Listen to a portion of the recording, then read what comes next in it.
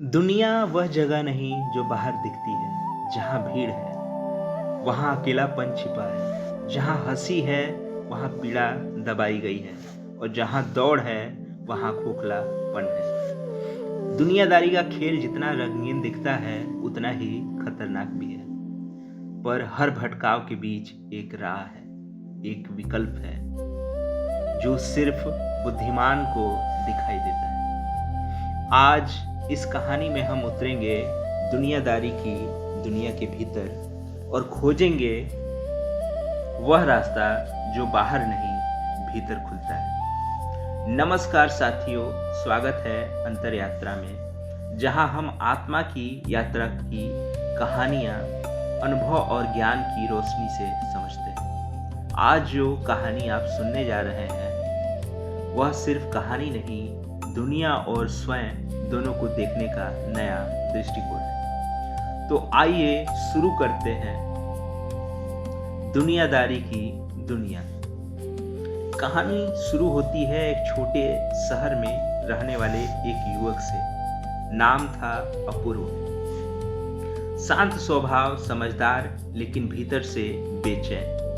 अपूर्व एक जीवन में सब था, नौकरी, दोस्त, परिवार, मान सम्मान, लेकिन जो नहीं था वह था सुकून। वह अक्सर सोचता, लोग हर दिन भागते किसके लिए है? क्यों इतनी होड़ है?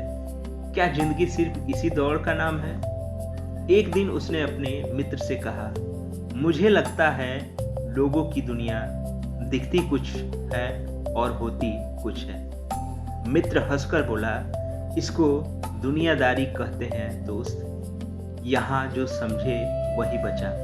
लेकिन अपूर्व बचना नहीं चाहता था, वह समझना चाहता था। एक रविवार सुबह अपूर्व शहर के पुस्तक मेले में पहुंचा। शोरगुल, भीड़, रंग बिरंगे किताबें और उसी के बीच एक बूढ़ा आदमी, सफेद दाढ़ी, शांत आंखों वाला, किताबों की दुकान पर बैठा था। बूढ़े ने अपूर्व को दूर से देखा और कहा, तुम कुछ ढूंढने आए हो, लेकिन तुम्हें पता नहीं क्या ढूंढ रहे हो। अपूर्व चौंक गया। आपको कैसे पता? बूढ़े ने मुस्कुराकर ओशो की एक किताब उसकी ओर बढ़ाई। यह किताब नहीं, एक दर्पण है, इसमें तुम खुद को पाओगे। अपूर्व ने बिना सोचे किताब खरीद ली। उसे पता नहीं था कि यह सिर्फ किताब नहीं, जीवन के एक नए अध्याय का द्वार था। अपूर्व रात को किताब पढ़ने लगा। ओशो का पहला वाक्य ही गहरा था, दुनिया का सबसे बड़ा मजाक है कि लोग दूसरों की नज़र में महान बनने की कोशिश करते हैं, जबकि अपने भीतर छोटी जिंदगी जीते हैं। अपूर्व वहीं ठहर गया। उसे अपनी पूरी जिंदगी आईने की तरह याद आने लगी। लोगों को खुश करना, दिखावे की सफलता, डर कि कोई क्या सोचेगा। ओशो लिखते हैं कि तुम दूसरों की उम्मीदों को चकाचौंध में अपनी रोशनी खो चुके। दुनियादारी एक नकाब है, जितना चमकदार उतना खाली। अपूर्व बेचैन हो उठा। तो क्या मुझे अपनी जिंदगी छोड़ देनी चाहिए? क्या सब व्यर्थ है? ओशो आगे लिखते हैं कि नहीं, छोड़ना समाधान नहीं है, समझना समाधान है। किताब आगे बढ़ी और ओशो ने दुनियादारी को 3 चेहरों में बांटा।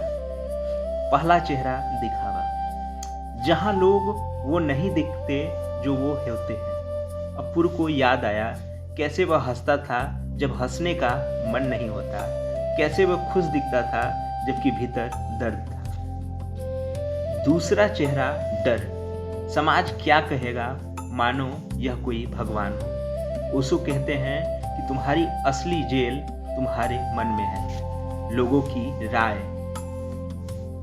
तीसरा चेहरा होड़, दौड़, तुलना, प्रतिस्पर्धा, जहां मंजिल किसी को नहीं पता लेकिन सभी भाग रहे हैं। अपूर्व का मन सोचों से भर गया। तो मैं क्या करूं? क्या यह दुनिया गलत है? किताब कहती है कि दुनिया गलत नहीं, तुम्हारी दृष्टि अधूरी है। ओशो लिखते हैं कि दुनियादारी से भागो नहीं, उसके मध्य रहो, लेकिन उसे बंधे मत रहो। यह कुशलता है। यह वाक्य अपूर्व के लिए बिजली की तरह गिरा। अपूर्व ने पूछा कि उत्तम विकल्प क्या है।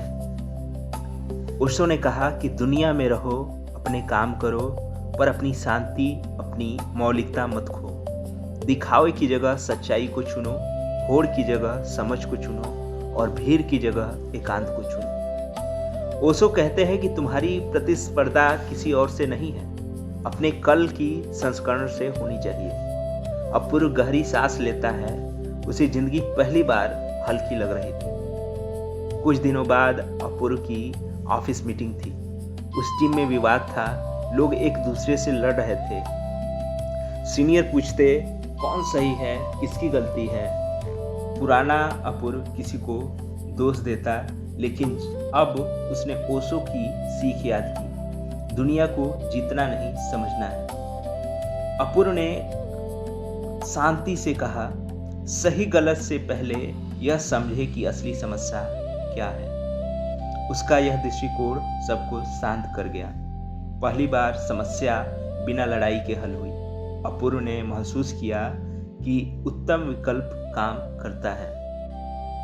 अपूर्व के घर में पारिवारिक विवाद था, रिश्तेदारों का तर्क, सुनो सबकी, मत करो अपनी। लेकिन ओशो कहते हैं कि लोगों की उम्मीदें पूरी करना तुम्हारी जिम्मेदारी नहीं है, अपनी आत्मा को साफ रखना तुम्हारी जिम्मेदारी है। अपूर्व ने प्रेम से, शांति से, सम्मान से, पर स्पष्ट शब्दों में अपनी बात रखी। वह न कठोर हुआ न कमजोर। यही था उत्तम विकल्प का असली रूप। एक शाम अपूर्व नदी किनारे बैठा था। हवा शांत थी, सूरज ढल रहा था। आज उसे पहली बार लगा, मैं दुनिया में हूँ पर दुनिया मुझ में नहीं है। उसने महसूस किया कि दुनियादारी एक खेल है जिसे खेलना चाहिए, भटकना नहीं चाहिए। ओशो लिखते हैं कि जो मनुष्य समझकर जीता है वह दुनिया को साधन बनाता है, और जो अनजाने जीता है दुनिया उसे साधन बना लेती है। अपूर्व अब साधन नहीं, साधक बन रहा था। कुछ सप्ताह बाद अपूर्व ने फिर वह बूढ़ा आदमी पुस्तक मेले में देखा। वह दौड़ता हुआ उसके पास गया। बाबा, आपकी दी हुई किताब ने मेरा जीवन बदल दिया। बूढ़ा मुस्कुराया। किताब ने नहीं, तुम्हारी ईमानदारी ने, तुमने पढ़कर उसे जिया, यह दुर्लभ है। अपूर्व बोला, अब मुझे आगे क्या करना चाहिए? बूढ़ा धीरे से बोला, अपने भीतर एक केंद्र बनाओ जहाँ शांति हो, जागरूकता हो, जहाँ तुम दुनिया को देखो पर दुनिया तुम्हें न छुए। यही है उत्तम विकल्प। फिर वह भीड़ में खो गया, जैसे आया था वैसे ही। अपूर्व समझ गया कि वह सिर्फ एक बूढ़ा नहीं, ओशो का संदेश वाहक था। अपूर्व अब वही काम करता था, वही लोगों से मिलता था, लेकिन अब एक अंतर था। वह प्रतिक्रियाशील नहीं था, वह जागरूक था। कुछ लोग बदल गए, कुछ लोग नहीं, कुछ सराहने लगे, कुछ आलोचना करने लगे। लेकिन ओशो ने कहा था कि तुम्हारा मूल्यांकन करने वाले हमेशा रहेंगे, तुम्हारा रास्ता खोजने वाले दुर्लभ होते हैं, और तुम वही दुर्लभ व्यक्ति बनो। अपूर्व मुस्कुराता है। अब वह अपने भीतर एक केंद्र रखता था। दुनिया जितनी भी बदलती, वह अपनी शांति नहीं खोता। यह था उत्तम विकल्प का फल। दोस्तों, यह थी कहानी। दुनिया वही रहेगी, लेकिन आपको कौन सा विकल्प चुनना है, यह आपकी जागरूकता तय करती है। अगर यह कथा आपके मन को आंखें खोल पाई हो तो अंतर यात्रा को लाइक, शेयर और सब्सक्राइब कीजिए। अपनी राय कमेंट में लिखें। क्या आप भी दुनियादारी की जाल को पहचान पाए हैं? मैं फिर लौटूंगा एक नई अंतर यात्रा के साथ, दिल और चेतना की गहराई में। तब तक के लिए धन्यवाद।